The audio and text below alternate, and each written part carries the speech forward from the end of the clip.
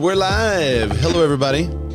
Welcome to another episode of This Week in Real Estate, hosted by yours truly. My name is Ray, and we're broadcasting on YouTube, Facebook, Instagram, and over in Clubhouse.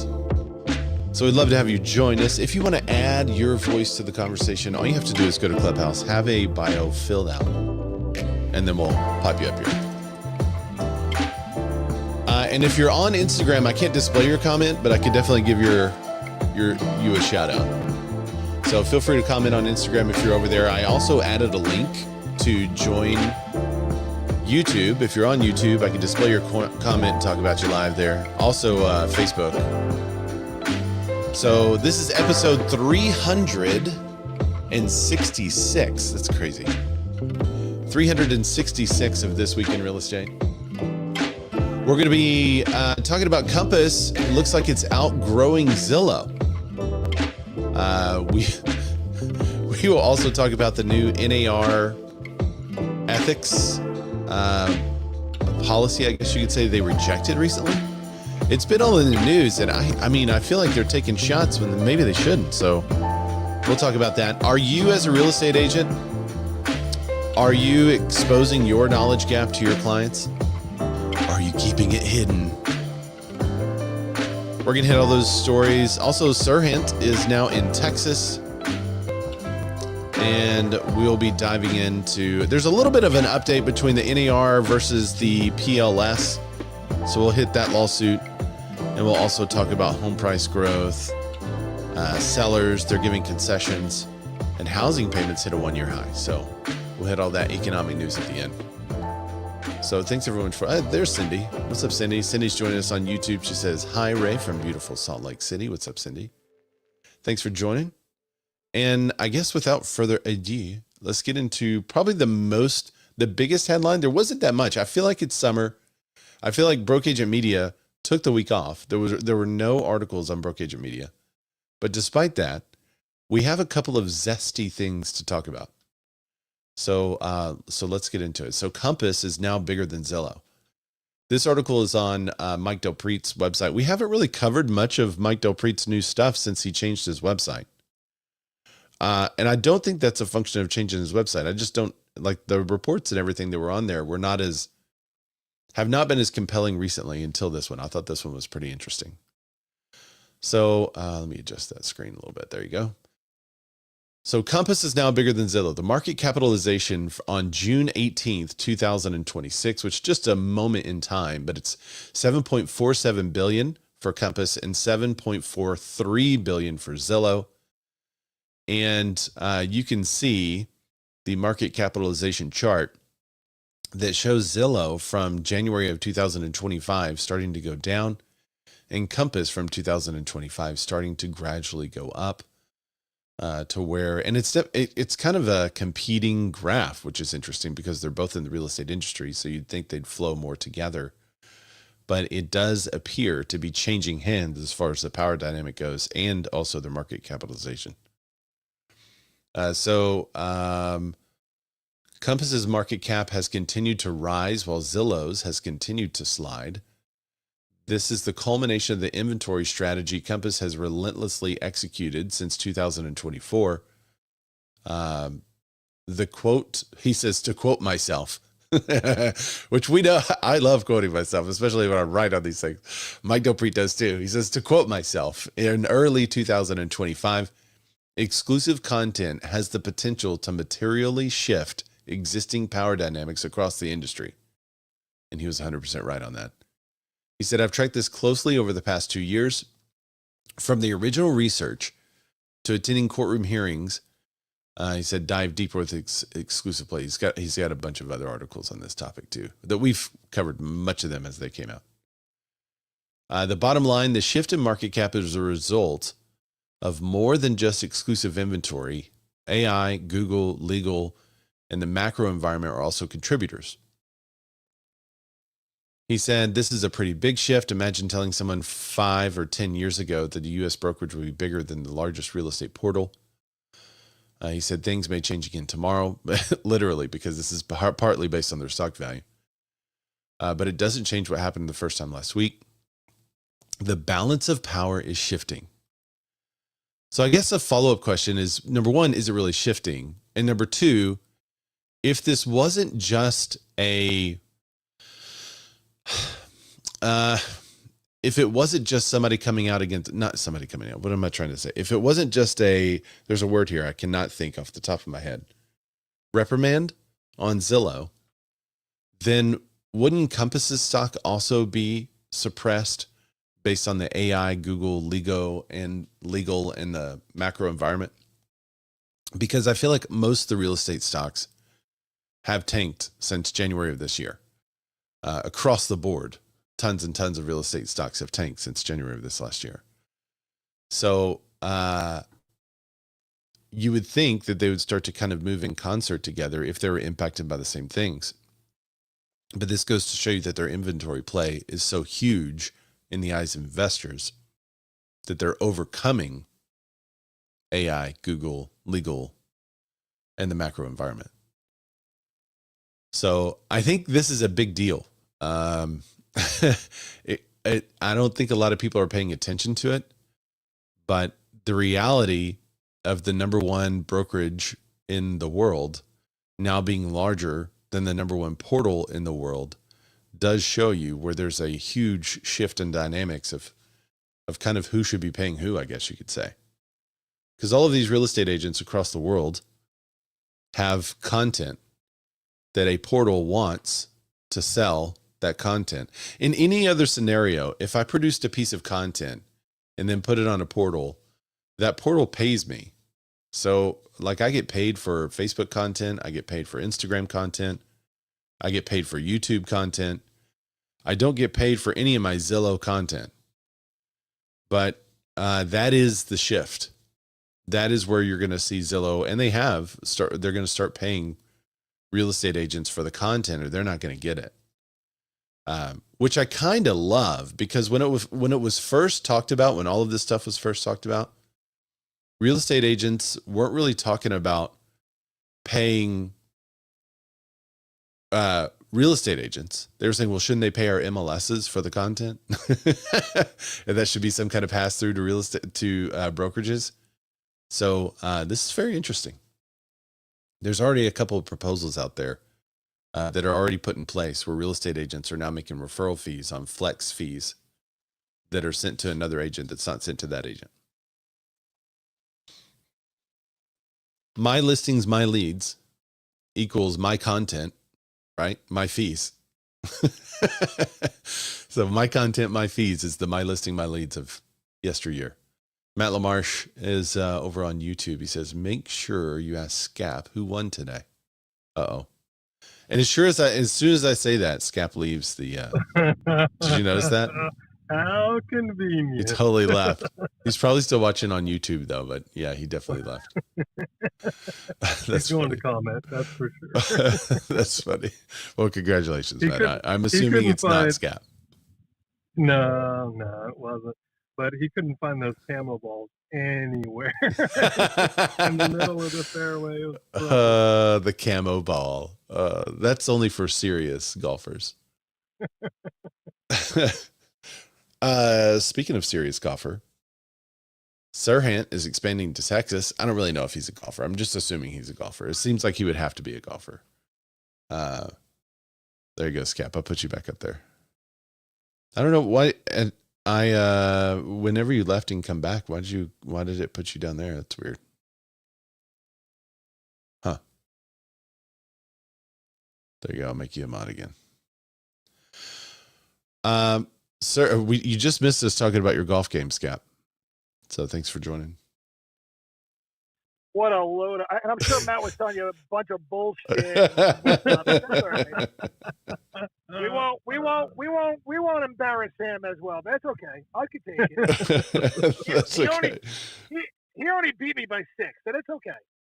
Oh, he only beat you by 6. Wow. That's like 2 holes.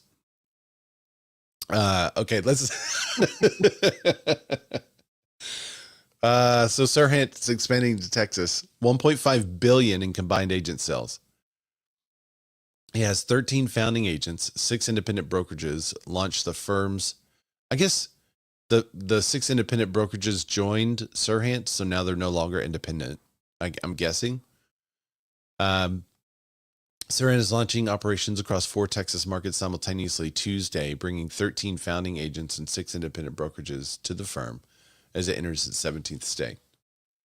It's really cool. One of my friends is a SERHANT agent now, so that was cool. I saw that she switched over. The agents and brokerages joining at launch have collectively closed nearly $1.5 billion in combined sales over the last 12 months. The Texas expansion, spanning Houston, Dallas, Austin, and San Antonio, follows the firm's entrance into California earlier this year and extends a national footprint the company has been building since 2020. I am curious what deals they gave these folks.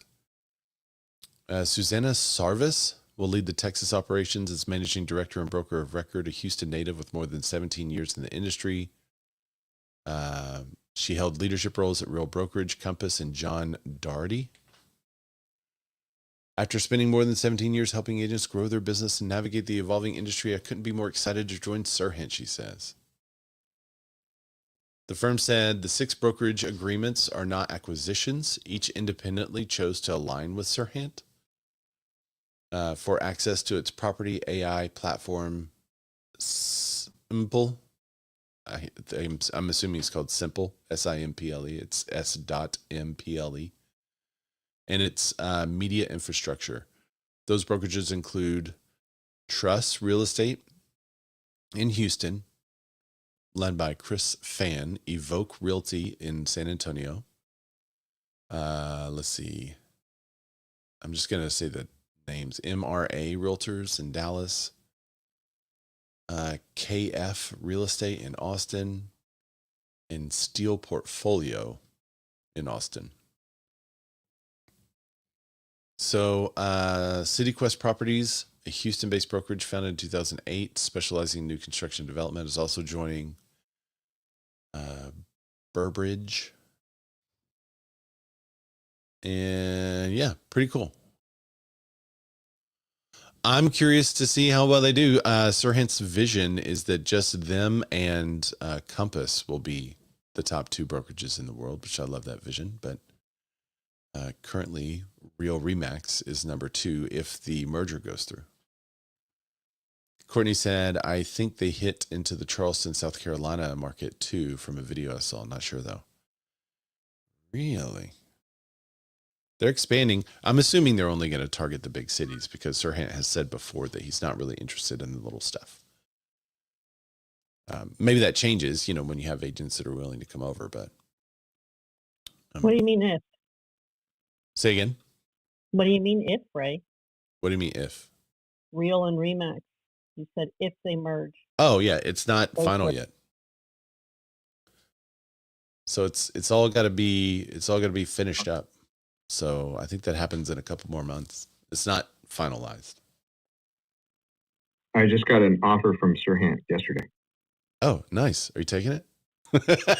Breaking news. I don't know yet. I'm not used to paying all the fees. I've owned my own brokerage for I don't know how long.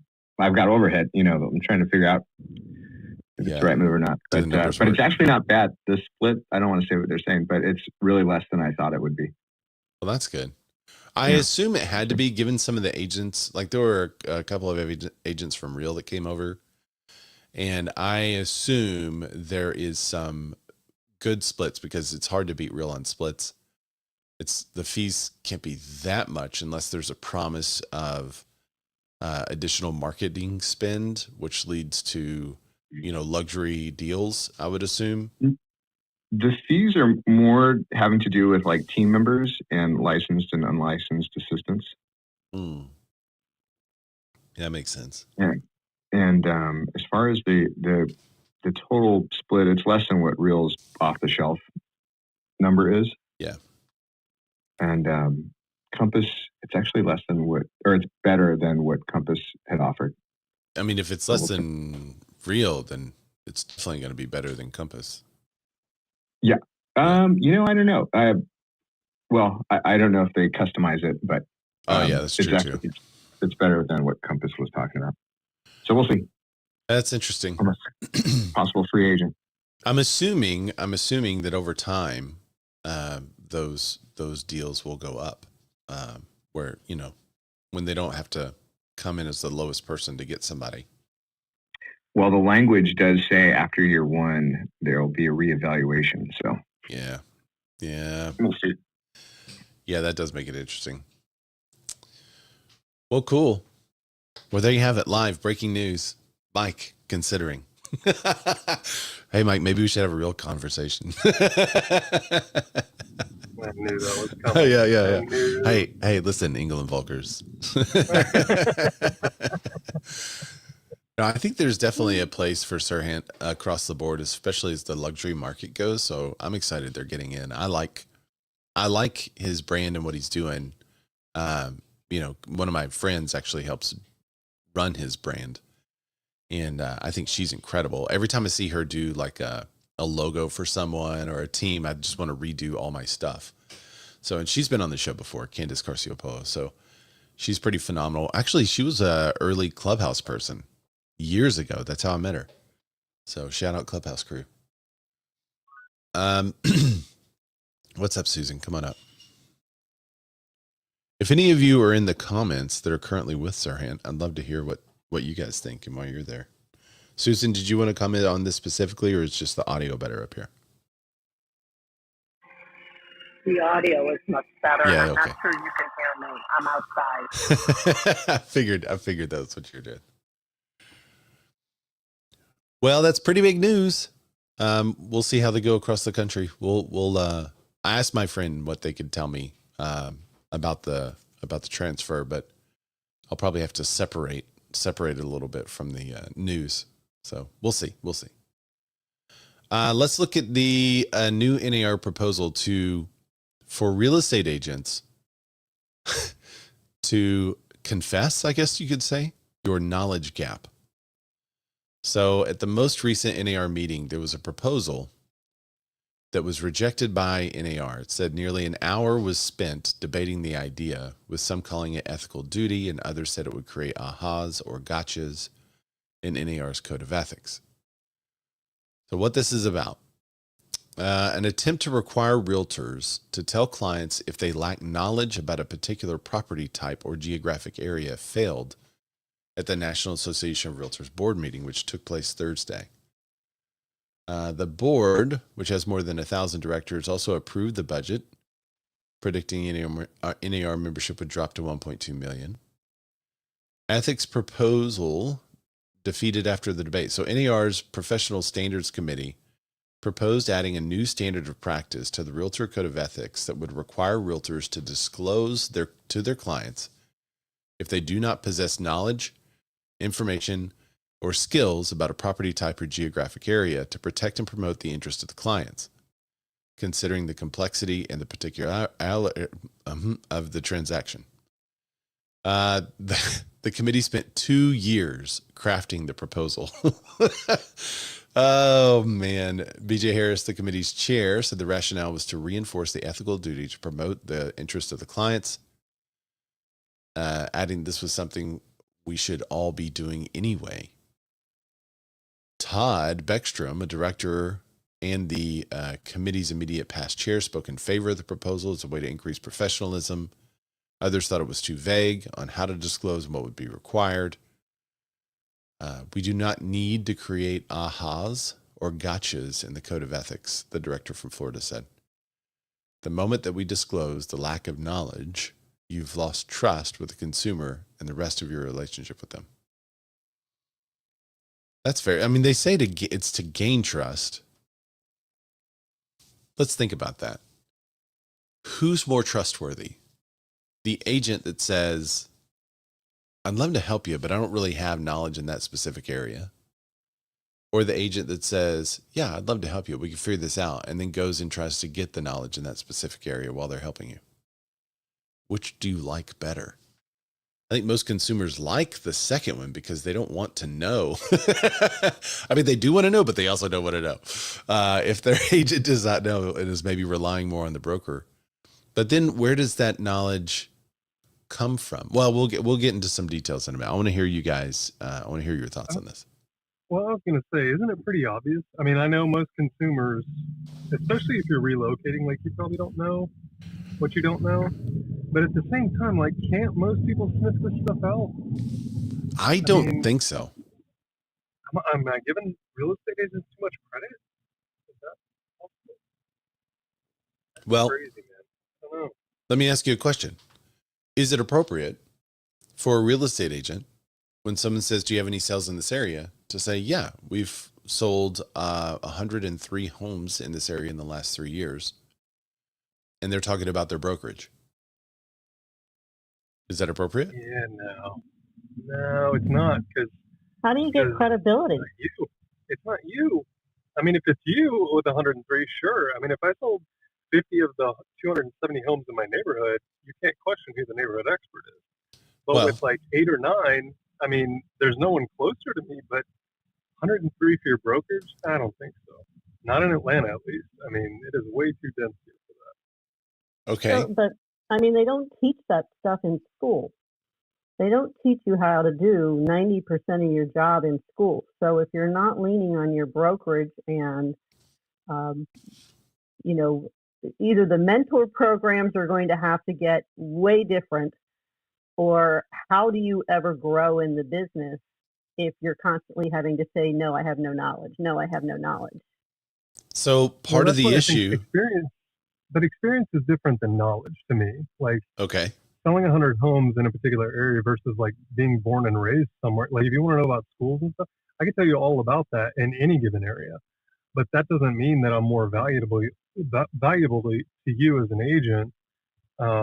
When you're looking at to me, this is more about product type and experience than it is just plain old wisdom. Because the wisdom, especially now with AI, is out there. I mean, I think we talked a little bit about these prompts of like, what should this house sell for? You know, given the current market conditions, Mm-hmm. like there's a ton of info out on there. So I don't know. I feel like the experience thing is one thing, but just like local wisdom is a whole nother.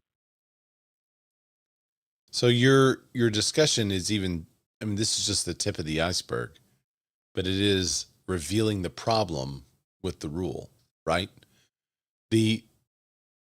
Ideally, if someone does not have any experience with a commercial transaction, they should likely not take up a commercial transaction, right? But then how does one get experience in a commercial transaction if they're never allowed to do one?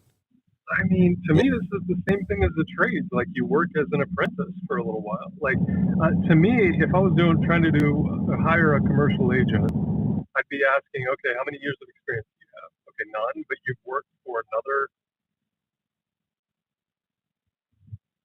Oh, you're breaking up.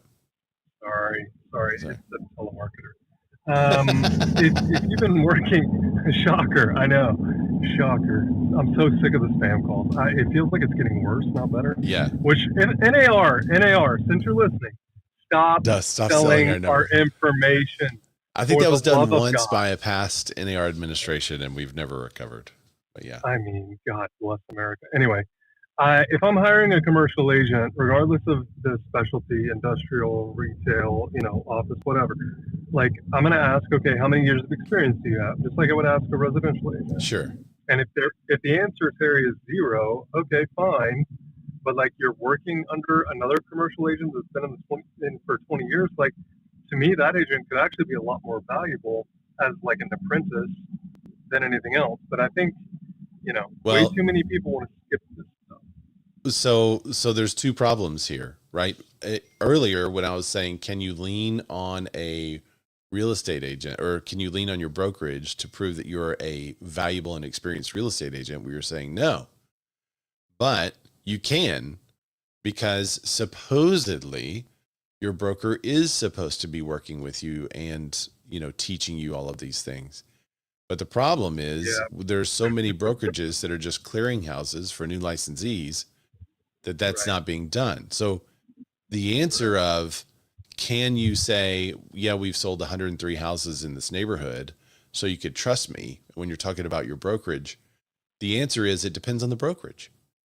A brokerage that takes the apprenticeship seriously and will pour into their people Even if it's other agents, it doesn't have to be a broker. Even if other agents are there to train and pour into those other people, maybe they are the local experts and can sell it faster than anyone else. But a brokerage with just straight numbers, then no, it wouldn't be appropriate. So how does the agent now determine if this was passed based on the code of ethics? I have to disclose a knowledge gap. Do they have a knowledge gap or not? Well, so to all the consumers out there that are listening, we know as insiders, as real estate agents, every brokerage is different, and you may or may not be getting some of that oversight. To the consumers, though, it probably appears that everyone's the same, I guess. Yep. Or getting the same oversight. That's just not the reality. Correct. We know that as insiders. So consumers ask a lot of questions. Yeah, ask way more questions. They also think they also think real estate's the same in every state, and it's not. So, some states don't allow dual agency. Some states are very litigious. It's just, they don't know what questions to ask either. Well, and that was one of my comments on this is how can you disclose what you don't know? So you may think you don't have a knowledge gap in something, but you do. And so now you're getting in trouble down the road for the Board of Ethics because they say you should have disclosed. And the person says, I didn't know I had a knowledge gap. How can you enforce that? Because you can't know what you don't know. You can't disclose. I can't tell you what I don't know. I can only tell you what I know. And then to get really technical, I can only tell you what I know that I don't know. And I'm not sure if that's correct because I don't know. So it's really hard to disclose a negative. Really difficult to disclose a negative. So I'm glad it was defeated. What I don't like is on a lot of the social medias, and I saw Byron cover this and a couple of other content people, they're saying that NAR just rejected this proposal, or like it was something that was recent and the recent leadership were the ones that put this out there. And there's a lot of misplaced ire towards NAR HQ, and there should not be. I can tell you this, because this came about 2 years ago is when this started. And the committee's been trying to put it together 2 years ago. And it's the committee. It's not the NAR leadership. It's the committee. So the committee spent 2 years crafting the proposal, and it was rejected by vote. I can't remember the vote, but it was something like 400 and something to 300 and something. So it was kind of close in my opinion. But they voted to not outright reject it, but to send it back into committee. So here is if this is something that you as an agent are out there thinking gosh, this is stupid. Why are they making us do this? I hate NAR, blah, blah, blah, blah, blah. Well, you should get involved with committees, or you should at least start contacting the people that are on the committee and letting them know what you think about stuff like this so that they could change and drop it or alter this to where it makes more sense. But just saying I don't like NAR is not going to really help anything, especially when now currently, and I don't know how long it's going to last, but currently you have leadership that likely agrees with your take on this stuff. So I would encourage you guys, probably for only the second or third time in the history of this podcast, to actually get involved with NAR, because it's not the leadership that is proposing this. It is the committee leaders and the committee members that are proposing this, who are made up of people just like you. So if you don't like it, let them know. Reach out to them. They have the list of all the committees and the head chairs and all that kind of stuff on their website. The other stuff that they talked about in this meeting were navigating the post-settlement environment. Another recommended code of ethics change was overwhelmingly approved. Previously, realtors were required to make any request for compensation from a seller of an unlisted property at first contact. Now, such a request must be made no later than the time of presenting an offer. And this is way better. So, in other words, in Arkansas, we have something called a permission to show agreement. And we would have to get in writing from the seller what they're basically offering to cover for a real estate agent and what we're putting in the offer, or what we're presenting the property as to be offered. Now that's no longer required. So your state rules may garner whether or not you use what documents to do this, which I'm sure our state will still require it for a long time because they're behind some of these changes. But now you just have to make it no later than the first time of presenting the offer, which just makes sense. Because if your real estate compensation is negotiable, then it makes sense that it would be part of the offer and negotiated as part of the offer and not before. Let's see the other stuff.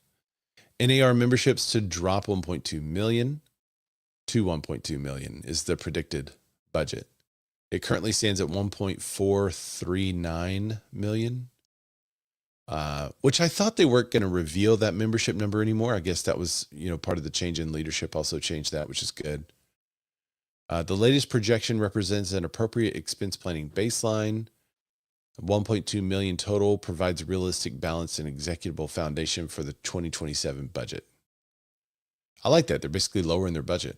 The board also voted to allocate $35 of members' $45 for consumer advertising campaign assessment to operations, a continuation of its strategy in the wake of Sitzer Burnett.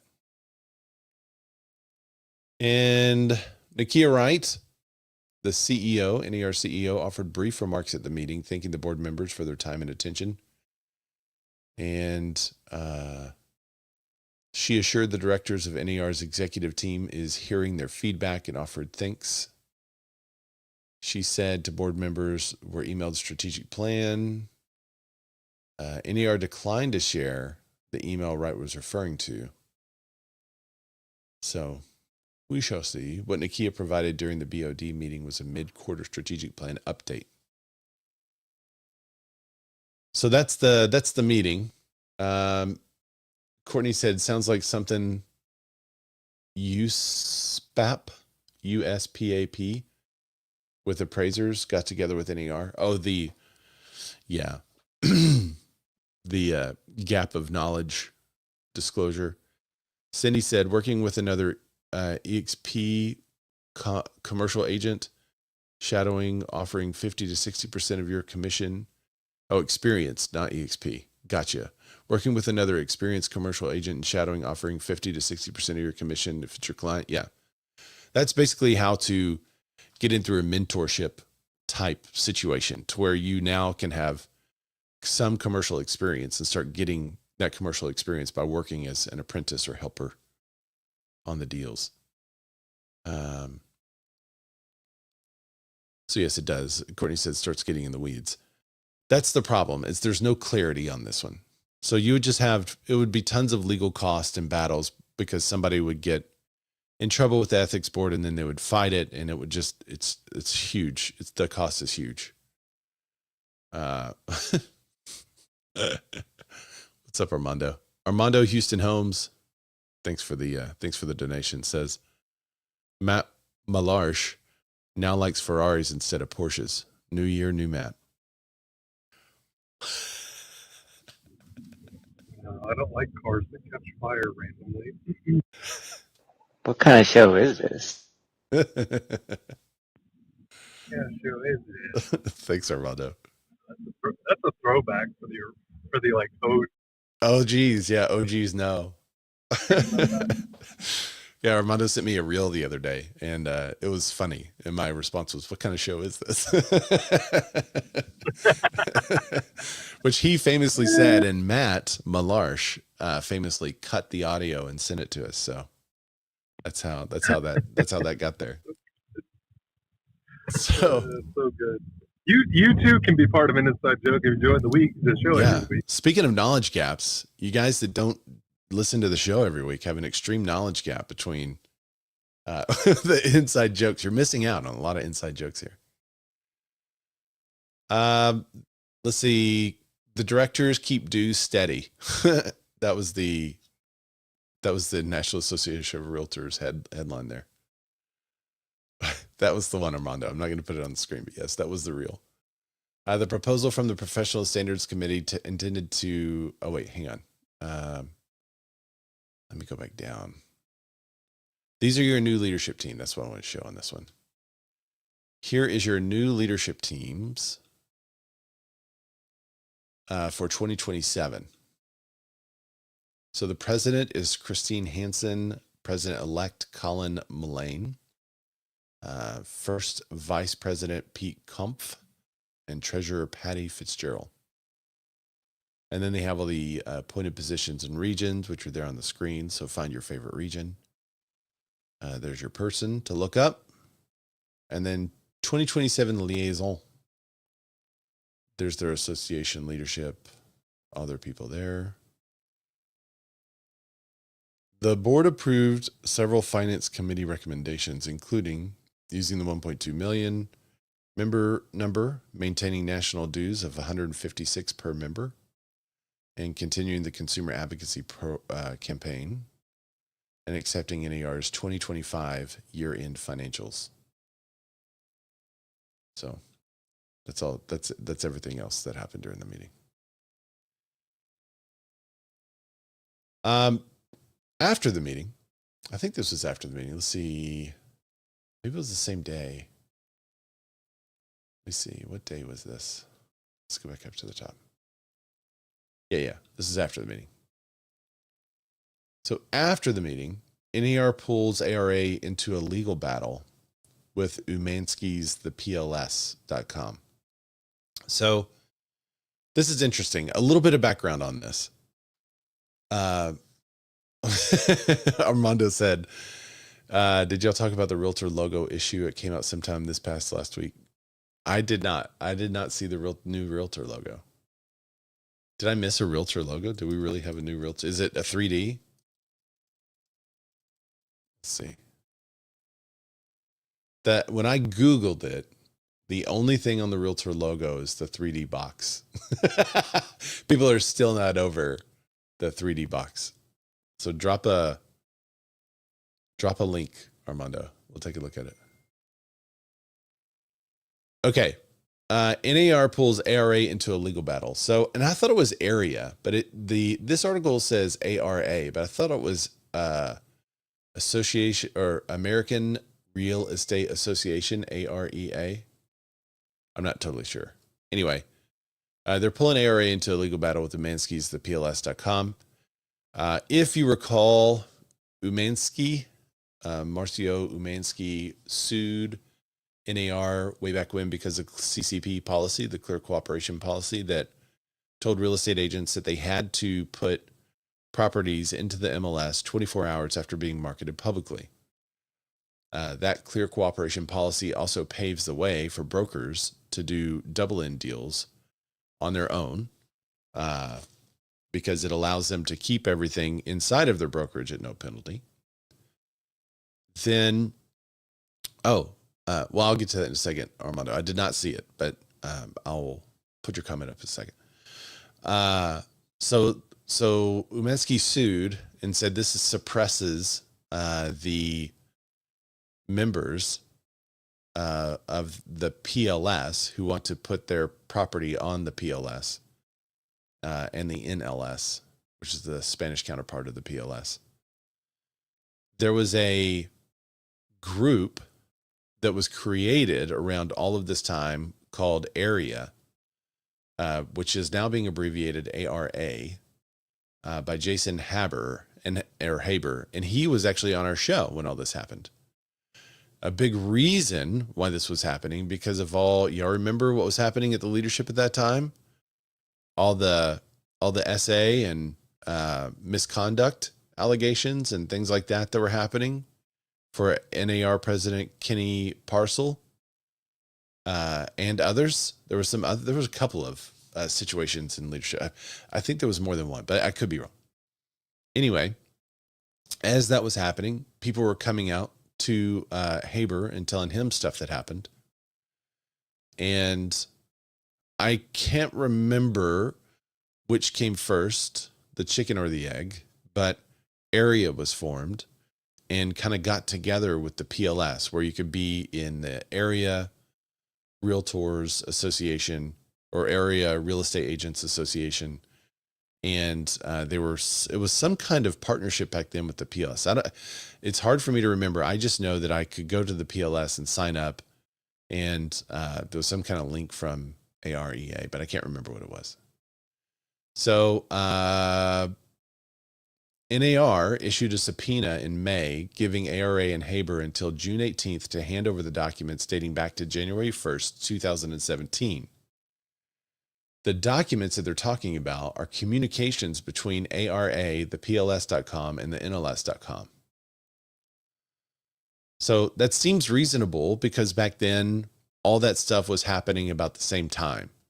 So any communications between ARA and the PLS and the NLS could be germane to the court case, as they're trying to find out through discovery what happened and what was the plan. Basically, they're trying to find those communications. Well, Haber came out and said, hey, we're not going to do that because they include highly sensitive conversations with victims who came forward about the harassment inside of NAR. The NAR Accountability Project, if y'all recall that, he says it shut down before ARA even existed. He said, I'll leave it to you to ask what files have to do with the case about private listings. ARA is objecting in the strongest possible terms. We will not allow legal filing about a listing network to compromise the privacy of people who have had the courage to come forward. I feel like that's not what they were trying to get after. I mean, knowing the leadership that I know up there now, I feel like they're going after the communications that had to do with the PLS and the ARA. But I also feel like they could just more narrowly tailor the discovery, the request for discovery to be about those things and not about the survivors. And that could be done. It seems like a big issue, but he says, where we landed is that we gave them a tolling agreement on the statute of limitations to give us time to figure out whether or not we were amiable to repealing the clear cooperation policy. Former NAR outside legal counsel Ethan Glass said. Umansky's the PLS revived the lawsuit in July of 2025, arguing that NAR's CCP, even with the addition of delayed marketing exemption listings under the multiple listing options for sellers policy, remain anti-competitive. He's talking about a surge in consumer demand for pocket listings. Through the clear cooperation policy, NAR and the MLS conspirators eliminated the possibility for a more competitive future. The ARA also touts 20,000 members. Let's see. NAR responded to the PLS's suit in September, denying the network's antitrust claims, saying Umansky and the PLS have not experienced any antitrust injury.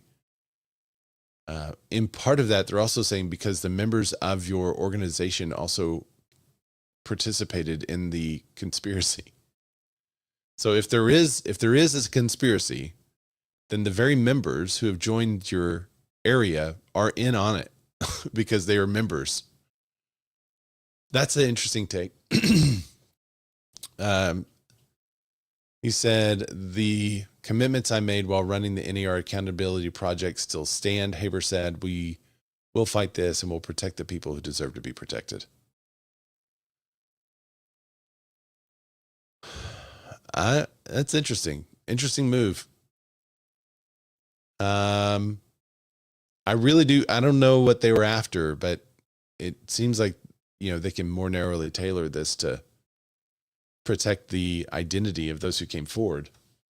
But I thought it was also all out. I thought eventually it came out, everyone that had a claim and all that jazz. Armando says, every time you say CCP, I think of Russia. Is that bad? I think of China. So no, that's the same thing. Every time I say it, I think of China. Okay. We'll see where that leads. Let's get into the economy. Oh, wait. Before we get to the economy, let me get to Armando's other. Armando said, no, I meant using the Realtor logo, like how we can use it in our marketing. I didn't see any updates on this. I'm looking now. Was that in the last meeting? I don't see anything. I don't see any updates. The last update to NAR service and mark logo. Nope, that was updated last year. I don't know. I didn't see it in the rundown of what everyone talked about. And I don't see any updates on the website about how to use the NAR logo appropriately. So I don't know. I know you can't use the name. Like if I said Arkansas Realtor Ray, I know I can't say that as my like Instagram handle because they don't want the Realtor in there. You can't use it as you can't use it like in your team name, like Pixel Property Realtors. I couldn't do that.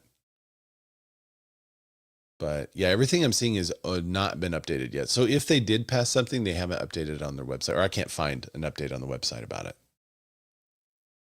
So inform me, post a link in the chat and I'll bring it up. We can look at it.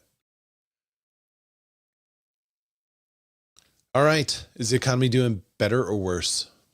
What do you think? Drop in the comments. Are we doing better or worse? And I'm going to say better or worse than 3 years ago. I feel like it's better. We don't have 9% inflation. Yes, numbers are still going up. We have 3%, 3.5% inflation. But it's not 9, guys. It's not 9. We don't want deflation. That would be a bad thing. So let's avoid deflation. But for homeowners, this is not a terrible situation. U.S. home price growth accelerated in May, fueled by April's brief mortgage rate reprieve. So U.S. home prices increased 0.3% month over month in May, which I feel like is flattish, right? Seasonally adjusted basis, the fastest growth rate since January.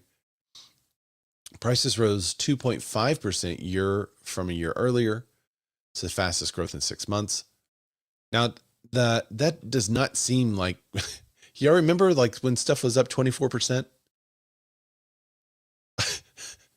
Armando says it's better. Yeah, I think it feels better. It's not 24% increases, but it's still good for people that own property because your home is going up.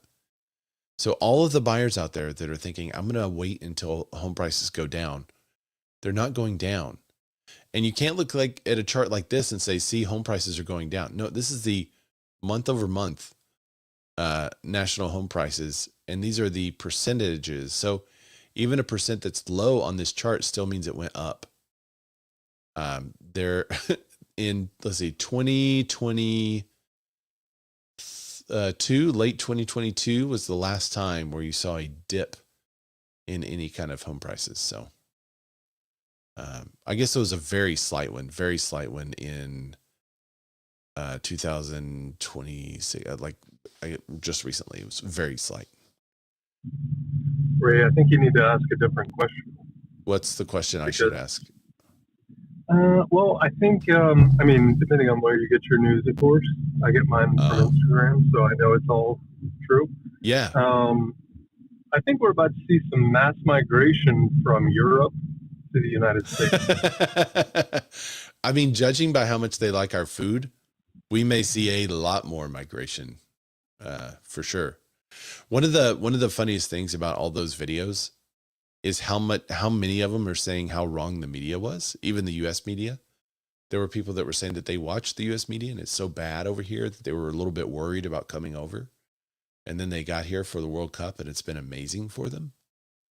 So I mean, that's a super interesting anecdotal story, but the number of videos, once you like that one, the number of videos that are out there like that between all of Europe coming over and different countries saying how cool and nice and neat the United States was is pretty compelling. So I think you're right, Matt. You may have a lot more foreign investment from the UK. Armando said it was better, if not better, as if a couple of months ago. It's recently better, and we all know why. The war with Iran. That's what everyone was saying in the right. The war's over. So yeah, now it's all going to get better. No, home price growth picked up steam in May because of that month's prices reflected deals that went under contract in April. So you had a little reprieve of and this is something for all buyers right now in the market to pay attention to. You had a slight pullback in rates in April. What did that do? That increased all the prices of the homes that are currently on the market. So if you're waiting for the rates to get a little bit better so that you can go buy a house, you might be paying more for the house if the rates go down, because now you're in competition. Now you're having to pay $10,000 over what you were going to have to pay because there's more buyers in the market looking. So if you're in a slower market right now, it's not a terrible time to buy if you want to buy a house. It's far less competition. I put a video about that out years ago when we were talking about the number of buyers that were waiting for rates to pull back. And Barbara Corcoran also kind of echoed what I had said back then. Oh, what's up? Sorry, I missed a couple of these Instagram comments. I just saw where all of them updated all at once.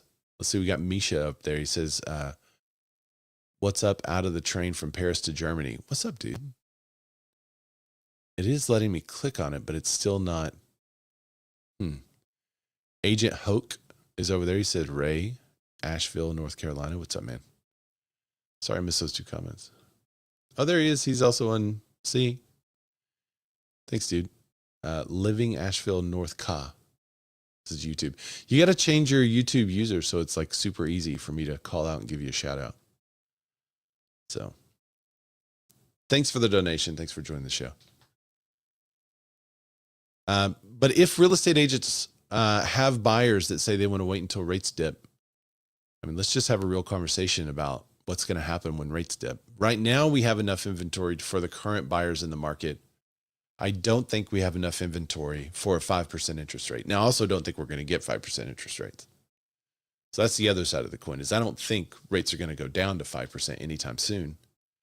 I think it's going to stay in the mid sixes for a long time.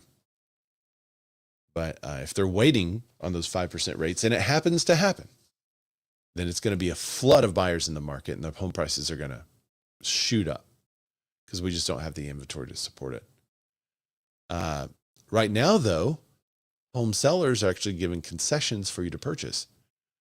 46% of home sellers gave concessions to buyers in May. It's the highest share on record. 46% of home sellers gave concessions to buyers. It's based on analysis submitted by Redfin's buyers across the country, covering the rolling periods of 2019 to present. Seller concessions are at a record high for spring because it's a buyer's market, with 47% of home sellers, 47% more home sellers than buyers. We covered that article last week, I think it was. And the U.S. home prices are still historically high, and the mortgage rates and home prices are still up there too. So the two main reasons concessions are also prevalent: buyers have leverage, and some sellers are pricing too high. You still have the aspirational sales price out there. With more inventory and less competition, buyers can be selective and negotiate for everything from repairs to closing costs, etc. So, and then the last article for this week: house payments hit a one-year high, sending buyers to the sidelines. It's so funny how all these articles come out. It's like buyers are in, buyers are out, buyers are in, buyers are out. The U.S. monthly housing payment hit $2,647 during the 4 weeks in June. That's $100 shy of 2023's all-time high. Housing payments are rising because both home sale prices and mortgage rates remain stubbornly high.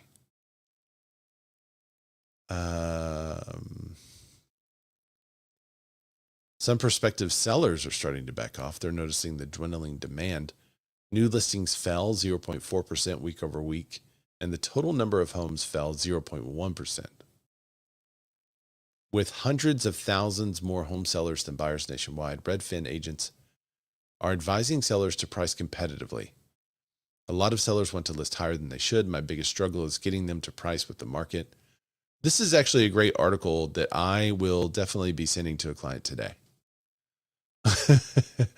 Because I understand where they're coming from. I know they want to price this family home high. They have family members in their ear saying, I can't believe we would price it that low. You can't price it that low. And I'm pricing it at what the comparative market analysis say it should sell for. But unfortunately, they had another agent tell them that it should sell for what percentage of this? Hang on. Let me see what percentage. I think it was, well, I'm not going to do that. I think I have it in my head, but I just want to make sure. Yeah, 25%. The other agent told them somewhere around 25% higher than what I told them. That's crazy.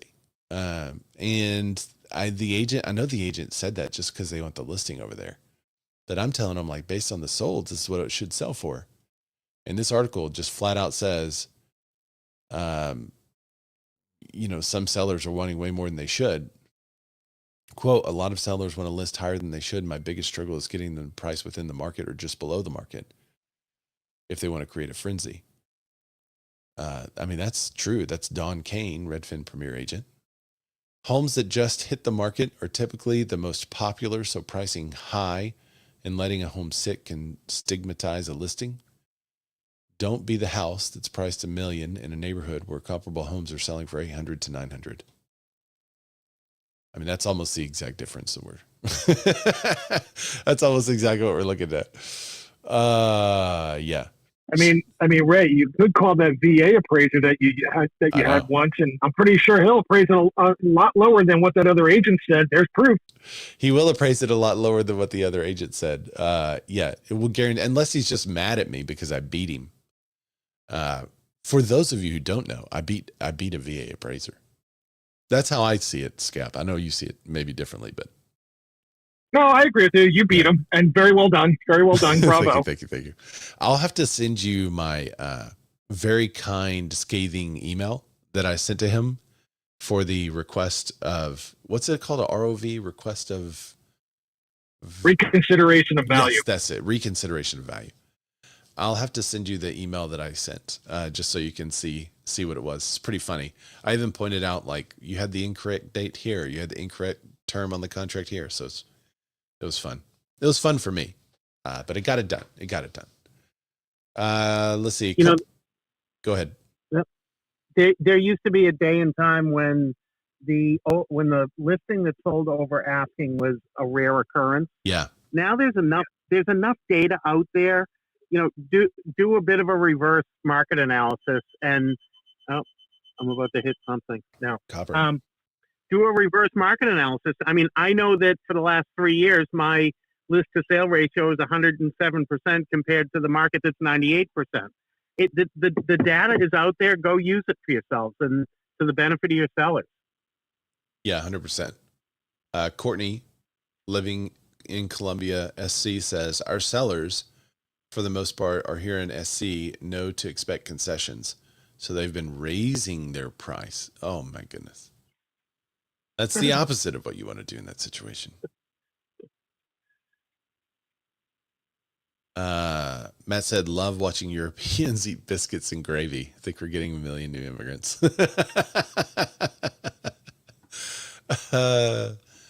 Courtney said, can't wait for the end of the year comparing this year's predictions. Oh my gosh. So many of you said rates in the 5s. Is that what happened, Courtney? She's outing us already. Yeah, I thought, to be frank, when the new Fed got in town, that we would hear. Oh, Jack, mute your thing. Sorry. No worries. I thought the Fed would totally drop it 0.5 point and then just let it ride for about 1.5 years. But that was before we actually got more inflation. So, if we hadn't gotten that inflation, I think that's what we would have seen. I think you would have dropped it 0.5 point, let it ride for a long, long time, no changes. But because inflation started to ease back up to 4%, they're not going to cut the rate. So What are you going to do? What are you going to do? They also adjusted the outlook in the future, saying that they don't expect any immediate rate dips in the future. But however, the new Fed guy, as we talked about, is also a guy that doesn't like to project. So are they removing those?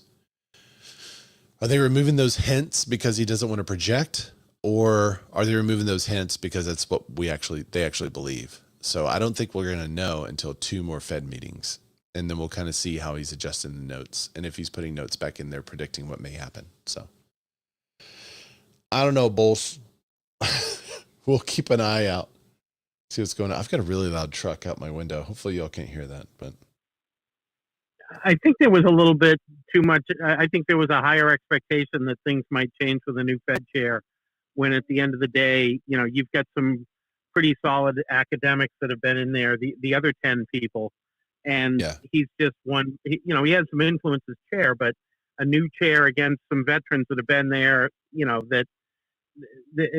again, he's not going to come in and make a decision that changes everything. I don't know. But I agree with you on the inflation part. Yeah, I agree. I mean, I think it's, there's other governors in there. There's only one guy that was pushing for a 0.5 point, but then when they saw inflation tick up, that also went away. So there was some early reports whenever Trump named this guy, just to speak in terms of left and right, the left lost their mind, saying like, oh my gosh, he's going to put in this guy that's going to decimate the Fed and take it down and all that. And there were a lot of people on the right that were like, oh my gosh, this guy's not going to make any changes. He's the same guy. It's like, well, which one is it? It appears to be more the latter, where he doesn't look like he's going to make any major earth shattering changes and just going to kind of ride the same wave that everyone else has been riding. So this guy's way closer to the middle than either side expected, I think, too. Yeah, I agree with that. I think that's a strong take.